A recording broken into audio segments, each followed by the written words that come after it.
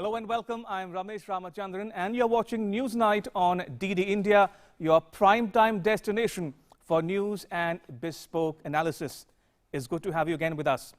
All right, on the show tonight, India succeeds Russia as the chair of BRICS for 2021. Now, PM Modi on Tuesday addressed the 12th BRICS Summit, in which he once again spoke about the need for reform of the UN and joint action against terrorism in general, and the sponsors of terrorism in particular.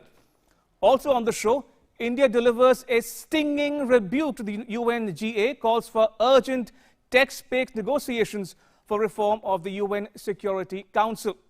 Now, India says full consensus of all member states should not be a precondition for the negotiations. Plus, news and updates from India and around the world, all that and much more coming up over the next 1 hour. But first, as always, the headlines. Prime Minister Modi stresses on reform of multilateral bodies, including the UNSC, at the 12th BRICS Summit, calls for strict action against those supporting terrorism. PM Modi highlights role of BRICS in post-COVID revival. President Putin highlights India's role as a vaccine production hub that can benefit the world.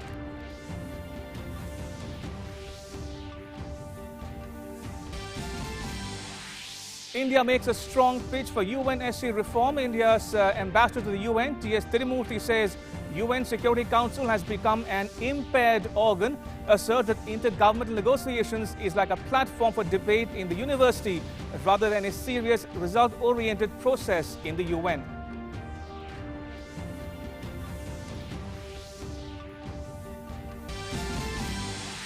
Prime Minister Modi lays out the red carpet for global investors at the Bloomberg Economic Forum, describes COVID pandemic as an opportunity to create new protocols, raises the challenge of balanced urban growth, shares growth story of 100 smart cities in India.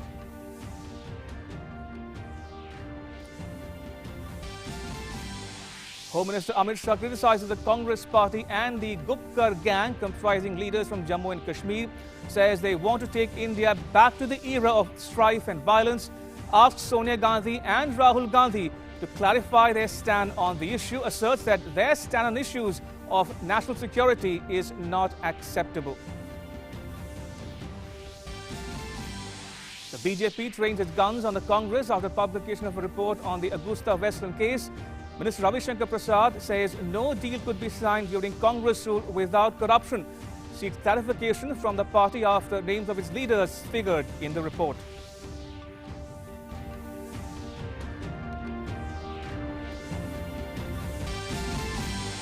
Two terrorists from Jammu and Kashmir arrested in Delhi. The duo was allegedly planning a terror attack in the national capital.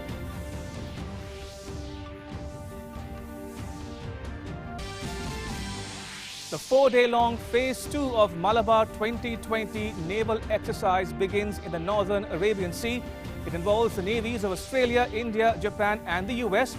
Vikramaditya Carrier Battle Group of the Indian Navy and the Nimitz Carrier Strike Group of the US Navy lead the second phase of the exercise.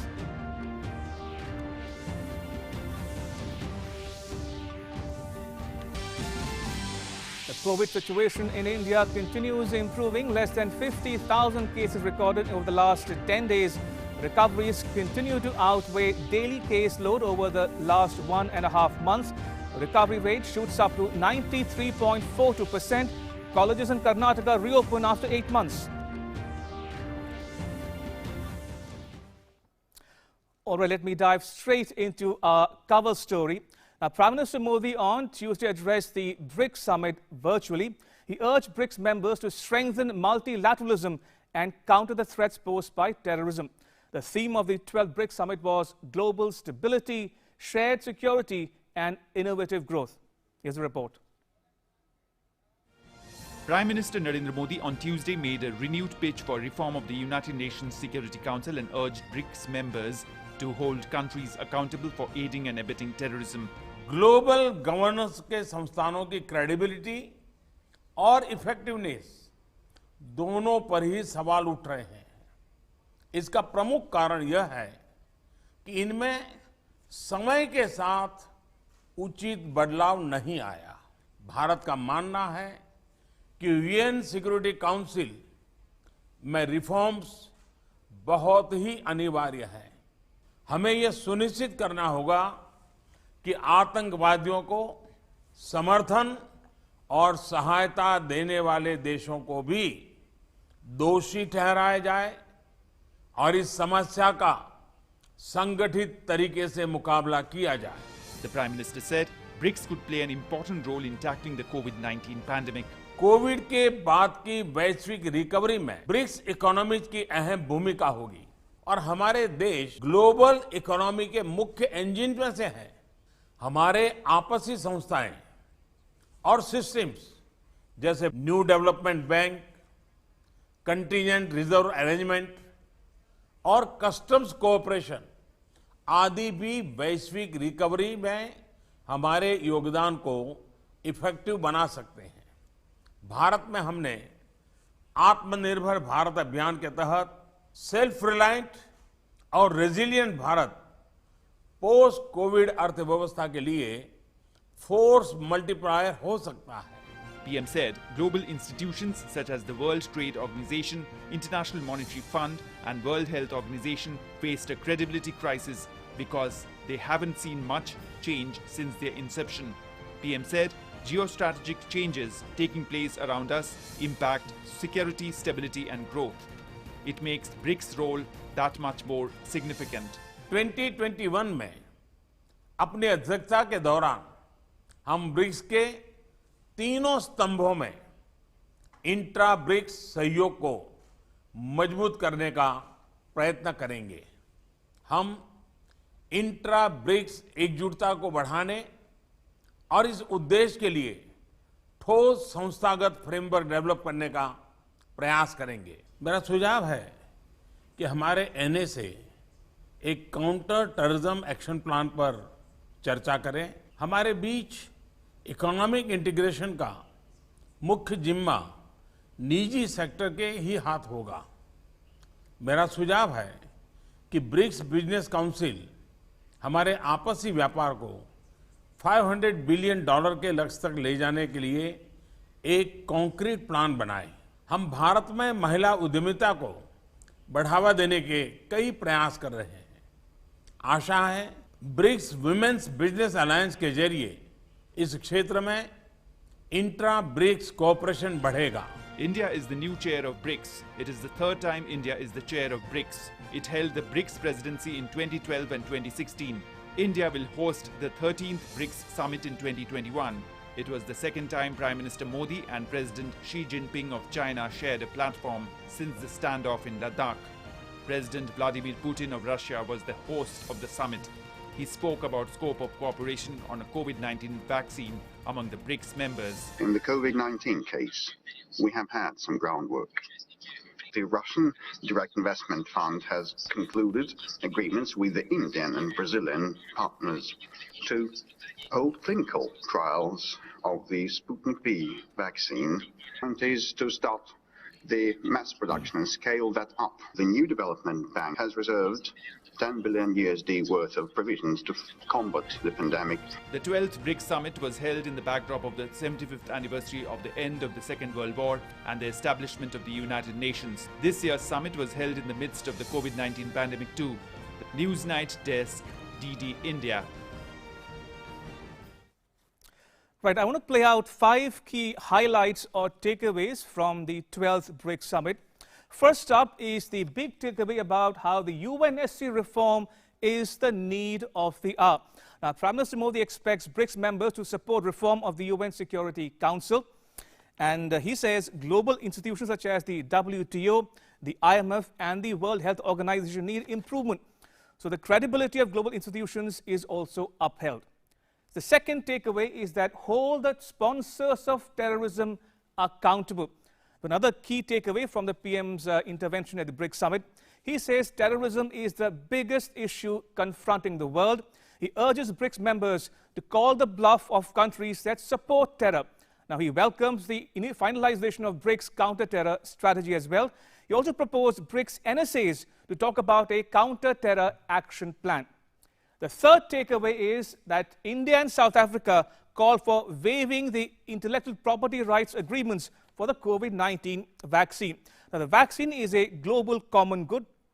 Therefore, there's a need to waive intellectual property rights. Now, PM Modi says India, as chair of BRICS, will promote traditional medicines and digital health as well. Fourth point is a scope for boosting intra-BRICS trade. Now, there's a scope for trade among the within the BRICS members, and the BRICS economic integration is primarily driven by the private sector. Now, PM Modi urges BRICS to devise an action plan for achieving a target of $500 billion in trade. And last but not the least is the New Development Bank. It was set up in 2014. Now, PM Modi says the NDB can play an important role in financing support during COVID-19 pandemic. Now, a regional office of NDB is to be set up in India next year as well. Now, before I bring in my guests, I want you to also take a look at what is in store at the UN Security Council and what India said at the UNSC in New York. Now, India on Monday delivered a stinging rebuke to the UNGA. Indian envoy in New York called for an urgent text-based negotiations for the reform of the UN Security Council. India also says full consensus of all member states should not be a precondition for the negotiations. India has indirectly called out China at the United Nations General Assembly on the issue of Security Council reforms. Speaking at the 75th session of the UNGA, India has accused a handful of countries of standing in the way of the reforms process initiated 10 years ago as part of the informal intergovernmental negotiation framework for UNSC reforms. Inside the IGN, nothing has moved for more than a decade, except hearing passionate statements on the need for reform. In fact, it has not progressed since it is not only informal, but it has no rules of procedure and has no records. For a decade, it has remained that way. We are forced to keep our own notes, placing a tremendous burden on all small and medium states. The same countries who shed crocodile tears for small and medium states are the same ones denying them even the basic courtesy, which is to help them keep official record of discussions. And why have we come to this pass? That's because just a handful of countries don't want us to proceed. They have stopped the IGN from progressing. They are using the IGN as a smokescreen to stop themselves from being identified by paying lip service to Security Council reform. China is the lone UNSC permanent member which has not supported India's inclusion as a permanent member, reflecting the realities of the times. India's envoy to the UN went so far as to call the UNSC an impaired organ and the IGN a university debate platform. Today's Security Council is an impaired organ. It has been unable to act with credibility, essentially due to its unrepresentative nature. But IGN has become like a platform for debate in a university rather than a serious result-oriented process in the United Nations consisting of sovereign member states. India also put forth its list of demands which could be considered as making progress on the UNSC reforms issue by the time the 75th UNGA session ends. Number 1. Application of General Assembly rules of procedures to IGN to bring about an open, inclusive and transparent process. Number 2. Start of text-based negotiations reflecting all positions and proposals from member states to make progress. Number 3. Reaffirmation of firm support for common African position as specified in the Isolvedi Consensus and Sirte Declaration. Number 4.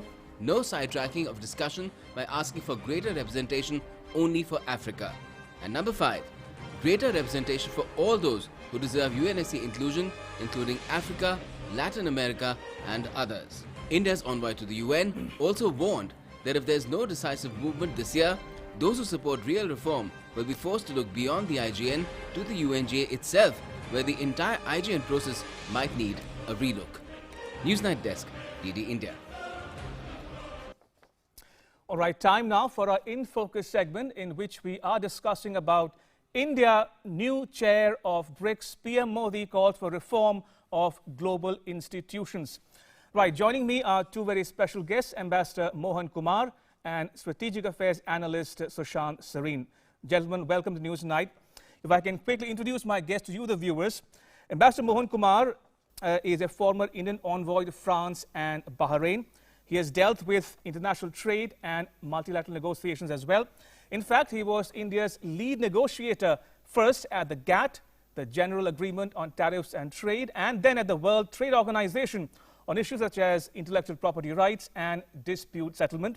He is currently the chair of Research and Information System for Developing Countries, which is a New Delhi-based think tank. And Mr. Sareen is a senior fellow at the Observer Research Foundation. Now, the ORF is a New Delhi-based privately held think tank. His areas of expertise are Pakistan and terrorism. So we have one guest who will help you understand the Prime Minister's call for reform multilateralism, and another who will weigh in on India's concerns about terrorism. Ambassador Mohan Kumar, if I can start with you first, what did you make of Prime Minister's emphasis and accent on reformed multilateralism? Thank you very much for having me. I think the PM's speech signifies to me a turning point, as also enormous amount of frustration and impatience with the UN. I think nobody can say that India has not been patient.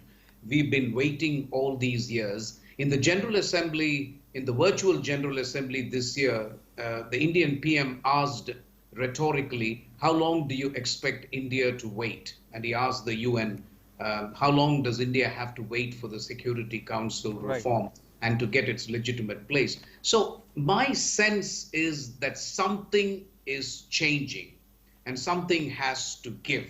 When the Indian ambassador to the UN says that if progress is not made in the IGN, we will be forced to go back to the General Assembly.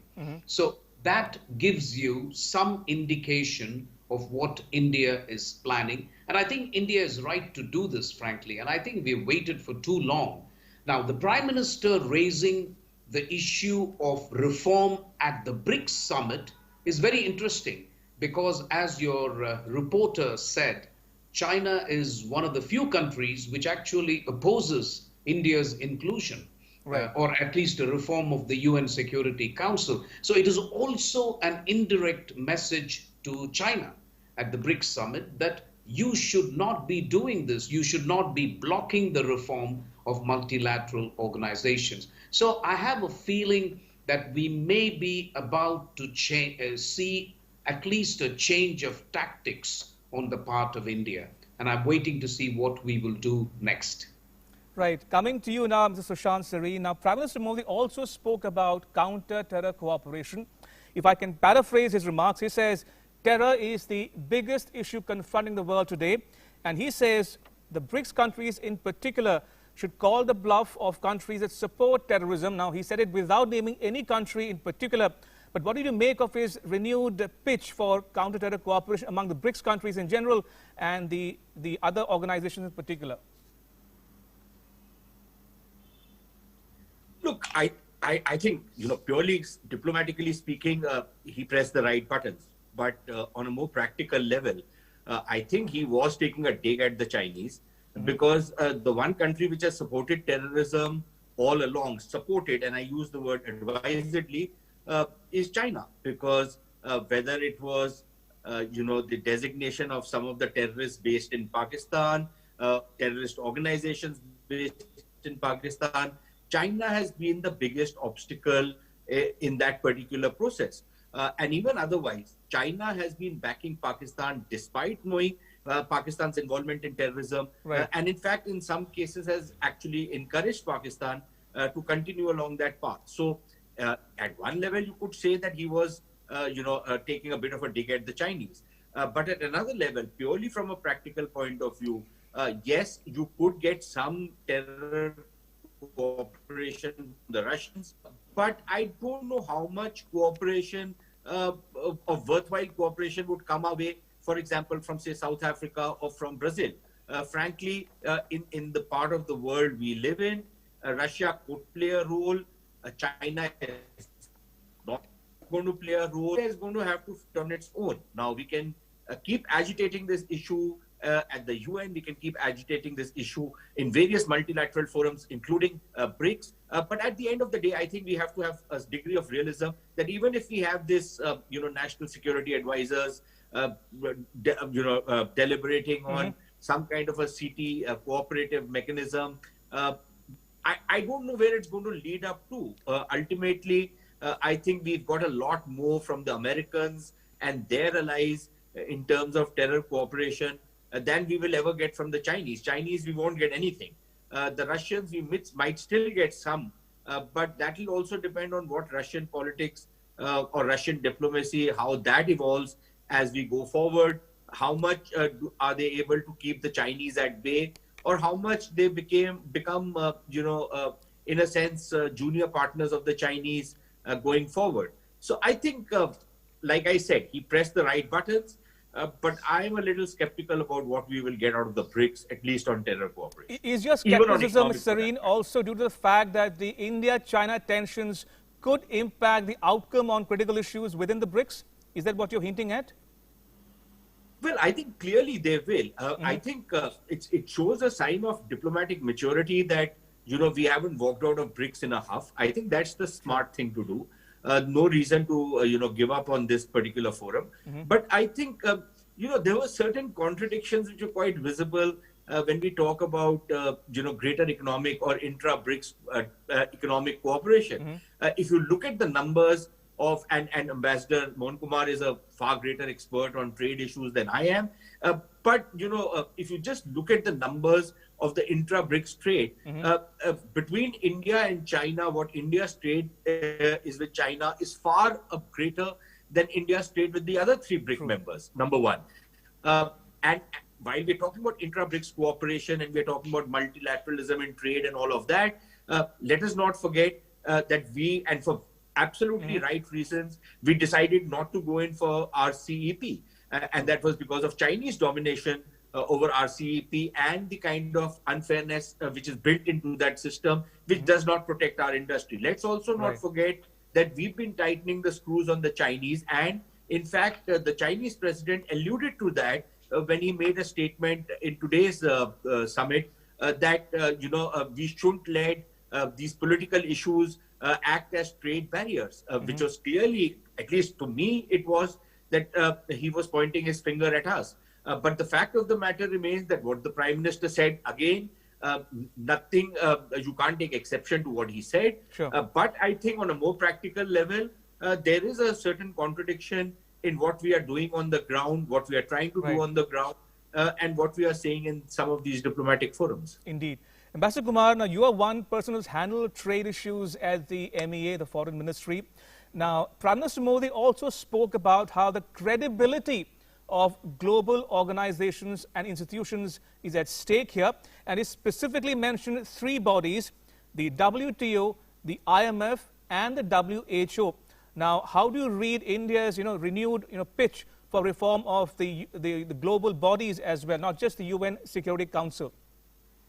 It's quite clear that India wants a fundamental reform in organizations like the WTO, the WHO, and also the IMF. So we are making 3 points here when we talk of reform.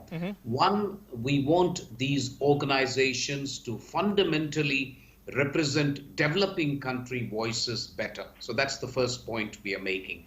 The second point we are making is we want these organizations to respond to crisis better.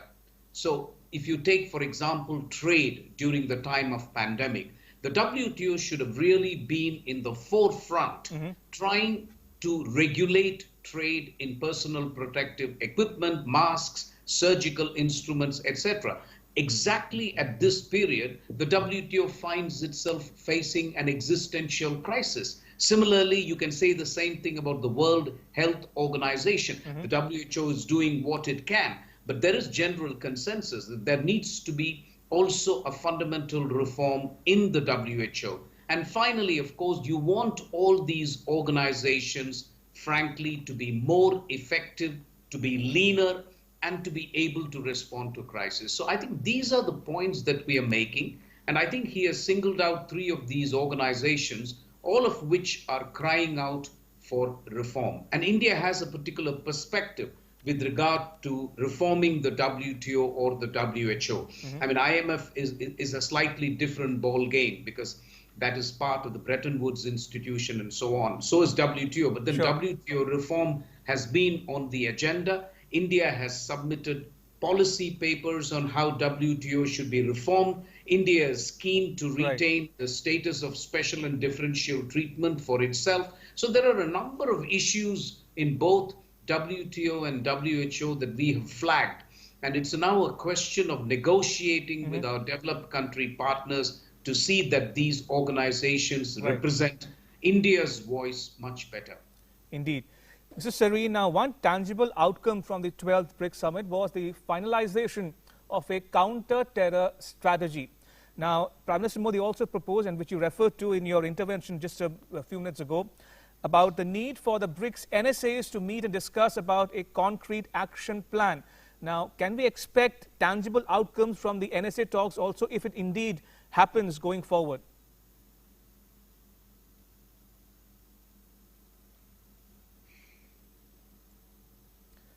Mr. Serene, can you hear me? I'm sorry. I meant to ask you, Mr. Serene, that one tangible outcome from the summit was the finalization of a counter-terror strategy. Right, we'll fix that video link with Mr. Serene in just a bit. But if I can direct that question to you, Ambassador Kumar, we are talking about the finalization of a counter-terror strategy. That's a document that came out of the 12th BRICS Summit. But Prime Minister Modi also spoke about how the NSAs could meet going forward to thrash out a common concrete action plan. Now, what can India expect out of those talks in terms of tangible deliverables? So I think we're looking for two things, really.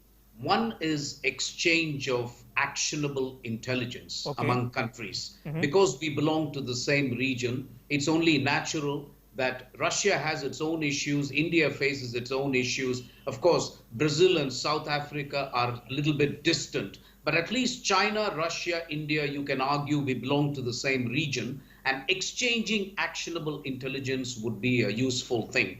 The other thing the Indian Prime Minister, I thought, was also an indirect message to China that not only should you not indulge in terrorism yourself, but you should also not support countries which are clearly indulging in terrorism. So calling out your friends or countries or your partners which are carrying out terrorism is as important. And I thought the Prime Minister's message in this regard was meant for China.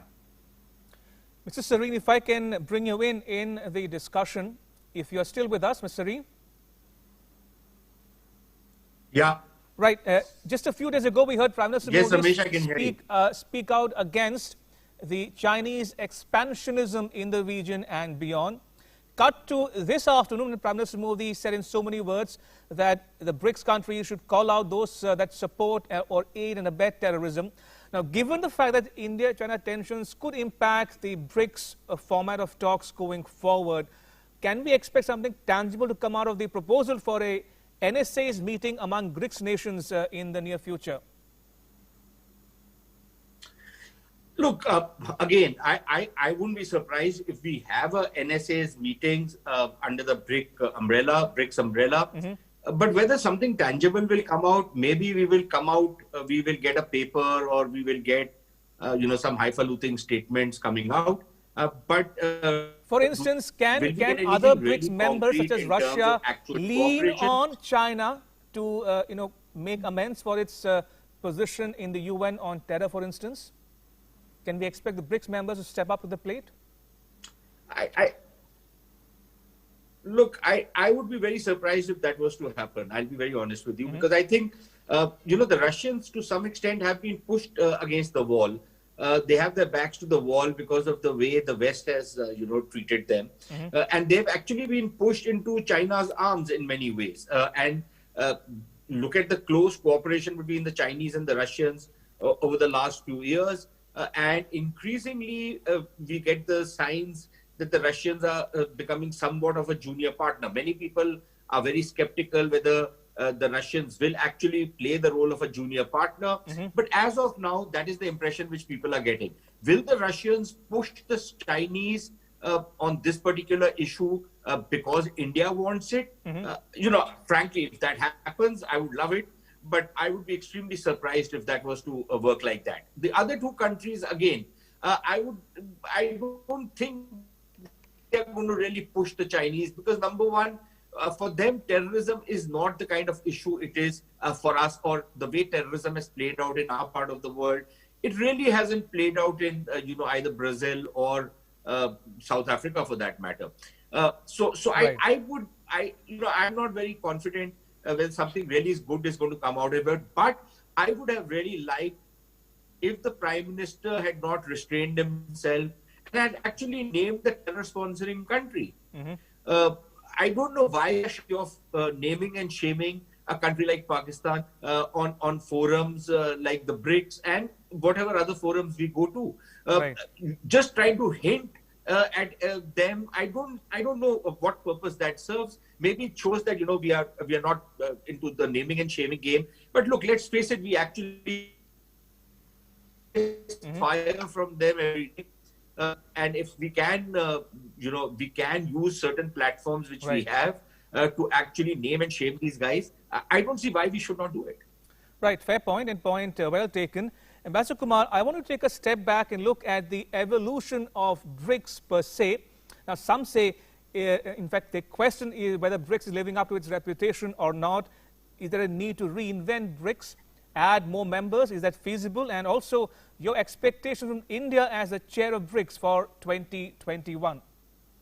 I think that's a very good question, frankly. And the Prime Minister hinted at a stock taking when he said in his speech that it's now 15 years right. since BRICS has been in existence. And he said in his customary manner, inimitable manner, that officials maybe should take a look at what has been achieved and what is not. So it's a good time to do stock taking, and maybe when India hosts this BRICS summit, one part of what India can do could be a stock taking exercise so that we chart out the direction for future.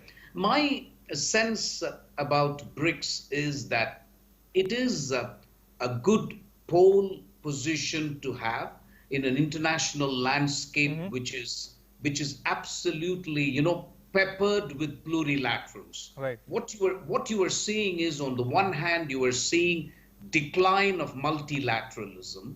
On the other hand, you are seeing increased multipolarity, and this increased multipolarity is giving rise to a spaghetti bowl kind of plurilaterals, and BRICS is one of them. I would be dishonest with you if I said BRICS has exceeded all expectations. I mean, 3 pillars were decided for the BRICS. One was policy and security, second was economy and finance, and the third was culture and people to people. In all 3 areas, I feel there is scope for improvement. Right. And you have to take into account the fact that bilaterally now we do have issues. One can't really, be dishonest and say that India and China don't have issues. So that is one problem. Sure. The other problem I also see is that in the area of economy, China is a behemoth and constitutes 68% of GDP in this forum. India has 14%, and the rest are all in single digits. So there is an inherent imbalance in the forum in terms of economic clout. In terms of population, it's true that it represents 50%. So I'm wondering whether we can focus a little bit more in India's chairmanship on economy, finance, and on reaction to COVID, because by that time, vaccines would hopefully have come on the scene, and we can talk of India being a net public health security provider for the region and beyond. Absolutely. A lot of food for thought there. I want to thank both my guests, Ambassador Kumar and Mr. Sareen, for joining us on Newsnight. Thank you for your time once again. Appreciate it. Right, now Prime Minister Modi addressed another virtual summit on Tuesday. He spoke at the 3rd annual Bloomberg New Economy Forum. Find out more in the next report. When Prime Minister Narendra Modi addressed the 3rd annual Bloomberg New Economy Forum on Tuesday, he listed out the reasons why investors world over should flock to India. He said India has democracy, an environment suitable for business, huge market, and a government which is making efforts to make India a global hub of investment.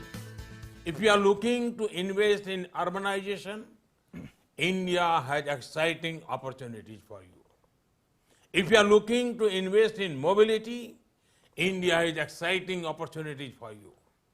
If you are looking to invest in innovation, India has exciting opportunities for you. If you are looking to invest sustainable solutions, India has exciting opportunities for you.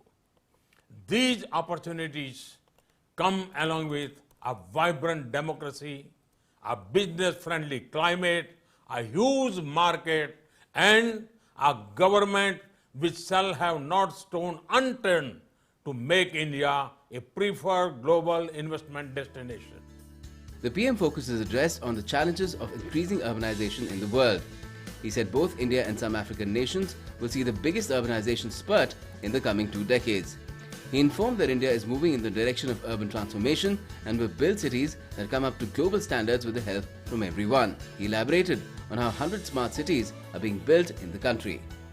These cities have prepared projects worth almost 2 lakh crore rupees or 30 billion US dollars, and projects worth almost 1,40,000 crore rupees or $20 billion have been completed or nearing completion. To unleash the full potential of technology, integrated command and control centers have been set up in many cities. These centers are currently also serving as war rooms to manage the COVID situation in various cities. The PM further said technology is key to the Smart City mission and Digital India is proving to be a big help in this endeavour. Metro services are being rolled out in 27 cities and work is on at high speed to build 1,000-kilometre long metro tracks by 2022. He added that the government is not only working to provide a roof above everyone's head, but it has also unveiled major policy changes in the real estate sector. We will deliver more than 1 crore or 10 million houses to aspiring families in urban areas before the targeted deadline of 2022. Looking at the conditions created by the pandemic, we also introduced an affordable rental housing initiative. We created the Real Estate Regulation Act. This has transformed the dynamics of the real estate sector. Prime Minister Modi also said that technology has been of a lot of help in times of the pandemic and that's why the government has taken steps to promote it further in the future. The PM also put across that the COVID pandemic has posed a big challenge to the world, but it has also presented an opportunity to reorient the world, drawing lessons from the experience. He said Indian citizens have had exemplary conduct during the pandemic. When people world over were opposing lockdowns, Indians followed the protocols properly. He said people will have a major role to play in the post-COVID world where cities will have to be readied from a new perspective. Newsnight Desk, DD India. Right, moving on. Home Minister Amit Shah on Tuesday criticized the Congress party and the so-called Gupkar gang, comprising leaders from Jammu and Kashmir, for their stand on issues of vital national security. The next report has more. The BJP, led by Union Home Minister Amit Shah, kept up its attack against the Gupkar alliance in Jammu and Kashmir. In a series of tweets, Amit Shah said, Congress and the Gupkar gang want to take J&K back to the era of terror and turmoil. They want to take away rights of Dalits, women and tribals that we have ensured by removing Article 370. This is why they've been rejected by the people everywhere. The Gupkar gang is going global. They want foreign forces to intervene in Jammu and Kashmir. The Gupkar gang also insults India's tricolour. Do Sonia ji and Rahul ji support such moves of the Gupkar gang? They should make their stand crystal clear to the people of India. Jammu and Kashmir has been, is and will always remain an integral part of India. Indian people will no longer tolerate an unholy global Gadbandhan against our national interest. Either the Gupkar gang swims along with the national mood or else the people will sink it. Opening another front against the Congress, Union Minister Ravi Shankar Prasad picked up a story in a national daily exposing corruption in defence deals during the UPA rule. The report cited ED's interrogation statement of Rajiv Saxena, chartered accountant and key accused in the 3,000 crore rupees Augusta Western kickback case.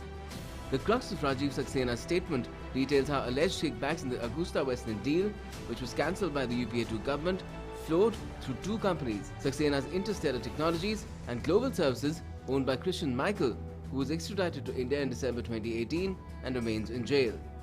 His interrogation statement focuses on financial transactions of two other key accused, arms dealer Sushil Mohan Gupta and former Madhya Pradesh Chief Minister Kamal Nath's nephew Ratul Puri. Both Gupta and Puri are now out on bail following their arrest. Ravi Shankar Prasad said, "Whenever you think of a kickback in a military deal, think of some Congress leader.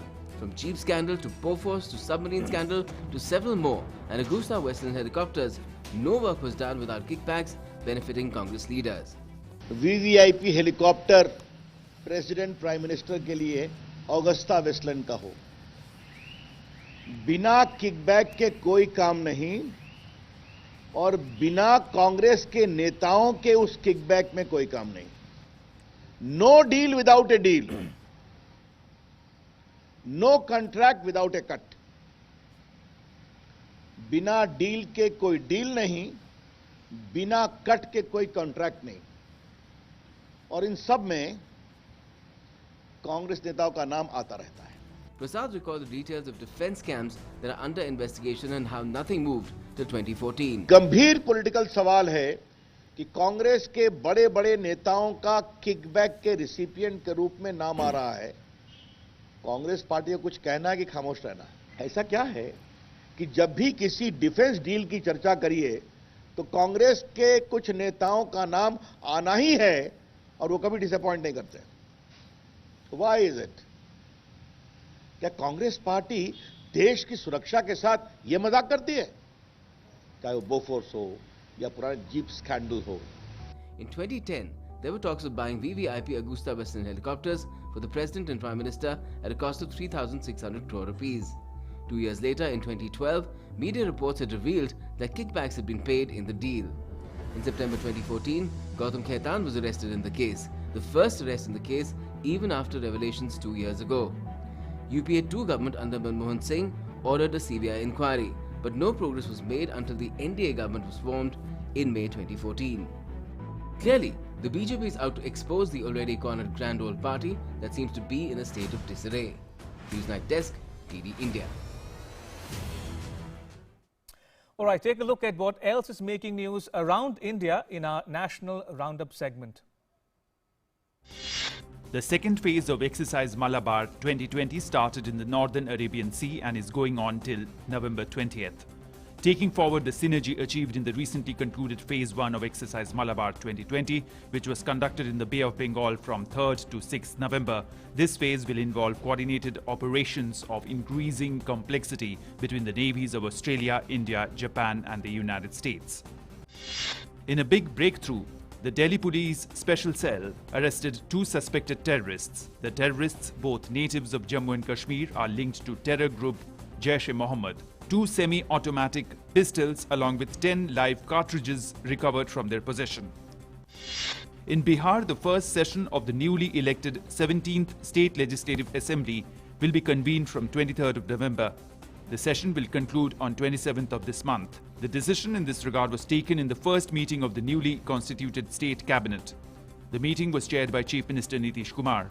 All the other 14 members of the Council of Ministers were present in the Cabinet meeting held at the Chief Minister's Secretariat in Patna.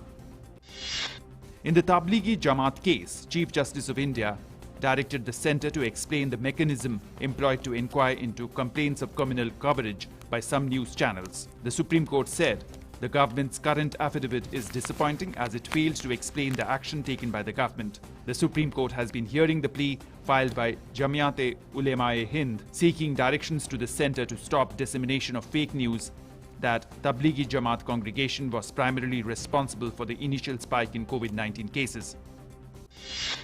In the Union Territory of Jammu and Kashmir, BJP released the third list of 33 candidates for 6th, 7th and 8th phases of district development elections. The list contains the names of party bigwigs like Shram Chaudhary, Professor Gharu Ram Bhagat, ex-MLA, while the party has fielded former Minister Shakti Raj Parihar from one more seat in Doda district. Union Health Minister Dr. Harshvardhan inaugurated the Platinum Jubilee Foundation Day celebration of CSIR-CIMFR. He dedicated to the nation 3 indigenously developed technologies and facilities by the CSIR CIMFR. BJP National President JP Nadda virtually inaugurated party offices in 6 districts of Angul, Dhenkanal, Moyurbhanj, Keonjhar, Bargarh and Sundargarh in Odisha. Union Ministers Dharmendra Pradhan, Pratap Sarangi, BJP National Vice President Baijayanto Joy Panda and Dr. Sambit Patra took part in the event. Uttarakhand Chief Minister Trivendra Singh Rawat and his Uttar Pradesh counterpart Yogi Adityanath visited the Badrinath shrine on Tuesday. They also laid the foundation stone for a guest house being built by the Uttar Pradesh government in Badrinath and visited Mana, the last Indian village on the India-China border.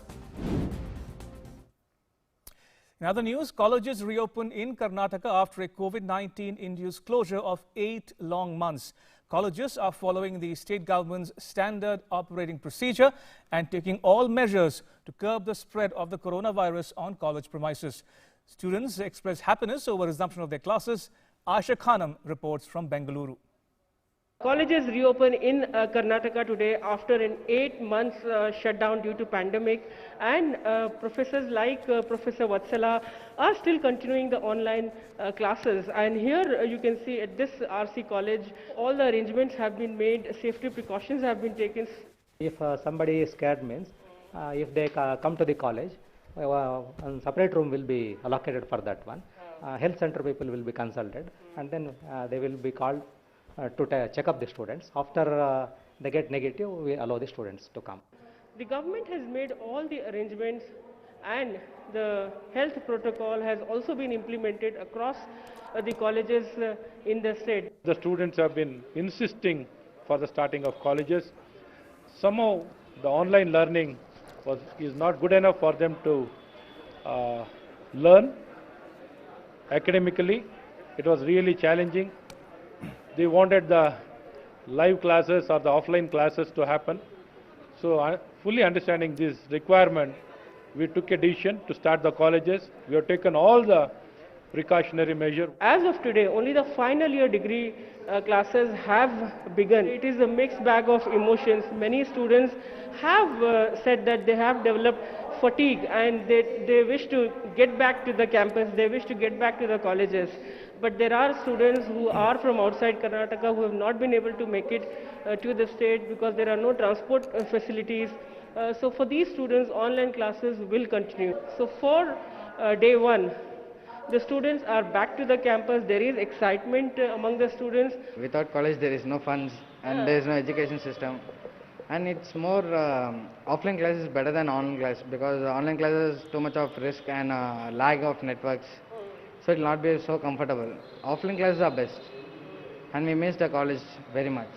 Many students have taken precautions and they are still judging the situation so that they walk in safely when they come to the college. With cameraman Gopal, Aisha Khanam, DD India, Bangalore.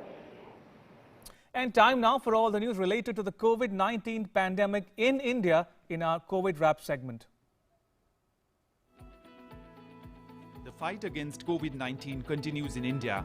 New cases continue their downward slope, indicating effective containment measures by the state, union, territory governments. The trend of new recoveries exceeding new cases every day continues. India has been recording around 30,000 daily new cases for the last 2 consecutive days. 29,163 new cases were reported in the last 24 hours. The country has also seen less than 50,000 daily new cases being registered continuously for the past 10 days. The daily new cases on an average show a declining trend over the last several weeks. The trend of new daily recoveries exceeding the daily new cases continues, with 40,791 cases recovering in the last 24 hours against just 29,163 newly detected cases. Government continues to maintain a high level of countrywide testing. Total tests stand at 12,65,42,907. This has led to bringing down the cumulative positivity to 7.01%. Recovery rate has improved to 93.42%. देश में recovered cases की संख्या अब 82,90,000 हो गई है, जो कि विश्व की सबसे बड़ी संख्या है, और रिकवरी रेट जो है वो 93% है इस समय देश का.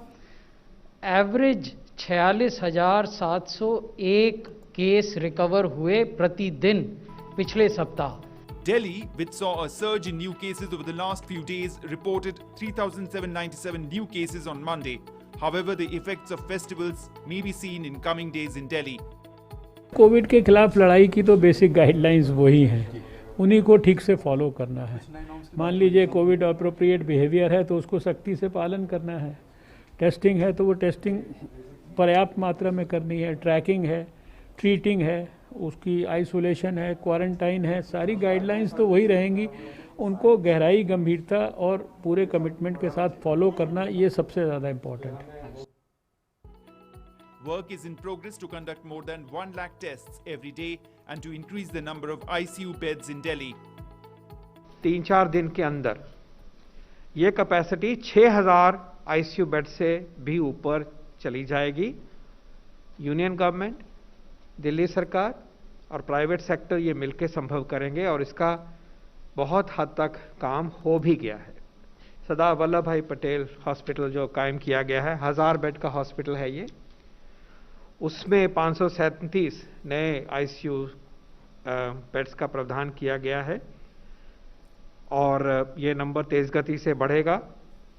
संभव किया जा रहा है कि ICU बेड्स की जो मिलना है वो भी एफिशिएंटली हो और उसके लिए तालमेल में भी बढ़ोतरी की गई है।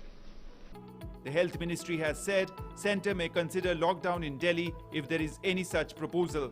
At the same time, work is also in progress for development of vaccines against COVID-19 in the country. Out of 5 vaccine candidates, 2 vaccine candidates have entered into phase 3 trials. जो वैक्सीन्स हैं ट्रायल्स वो ठीक चले हुए हैं। Phase 3 में अब हमारे सीरम वाला वैक्सीन जो है, ऑक्सफोर्ड एस्ट्राजेनेका जो सीरम यहाँ पे कर रहे हैं ICMR के साथ मिलके, वो फेज 3 उनका ठीक चला हुआ है, लगभग कंप्लीट हो गया है, फॉलोअप रह गया है, बहुत प्रोग्रेस है। 5 वैक्सीन कम से कम भारत की भूमि पर आज ट्रायल में सम्मिलित हैं वेरियस फेजेस में, और उनमें से 2 जो हैं फेज 3 में हैं और रशियन वाला थोड़ा सा फेज 3 से हटके है, थोड़ा पीछे है। With fresh developments on the vaccine development front both in India and globally, there is hope of respite from the pandemic. However, the new normal of frequent hand washing, social distancing and wearing masks remains the armor against COVID-19 for a long time to come. With inputs from Nitendra Singh and Mukesh in Delhi, News Night Desk, DD India.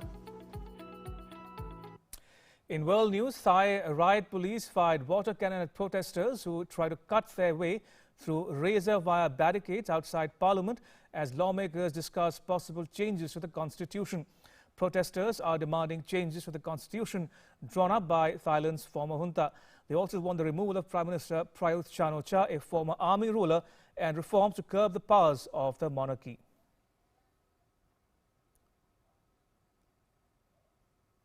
Police raided apartments across Berlin early on Tuesday and detained 3 people suspected of involvement in a jewel heist at a museum housing one of Europe's greatest collections of treasures.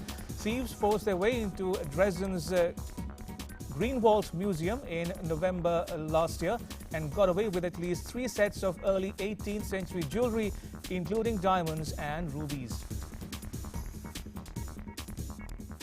Ethiopians fleeing war in the northern Tigray region crossed a border river into neighboring Sudan, some in boats, some swimming or wading through water. The small town is home to a camp hosting 8,000 refugees. Several hundred also arrived the next day on Saturday morning, with hundreds more crowded onto the rocky bank of the Tikizi River. Europe will not be able to provide for its own security without the help of the United States and NATO for decades to come, says German Defense Minister Annegret Kramp-Karrenbauer. She rejected French President Emmanuel Macron's idea of a European strategic autonomy. New York's Queens residents lined up in front of a boarded-up GameStop store in Manhattan's Union Square about an hour before its opening to pick up a Sony's PlayStation 5. It's been 7 years since Sony released a new PlayStation. It's made launch sales online only to maintain social distancing. One of the most popular attractions for tourists in Greece who flock to watch them conduct the changing of the guard in front of Parliament. Greece's traditional presidential guard, known as the F-Zones, have started donning masks as the country faces a second wave of the coronavirus. It's considered a special privilege to be in F zone. Lil Nas released a festive single Holiday with a Back to the Future themed trailer for the new track, also featuring Michael J. Fox. In the new music video, the US rapper takes on various forms, from a modern-day silver-clad Santa Claus overseeing production at the North Pole to a dancing elf and a toy. Hey, it's a holiday. I got hoes on hoes and they out of control, yeah. Hey, it's another way. All my niggas on go and I hope that you know it. I can't even close my eyes and I don't know why. Guess I don't like surprises. I can't even stay away from the game that I play. They gon' know us today. Man, I snuck in today.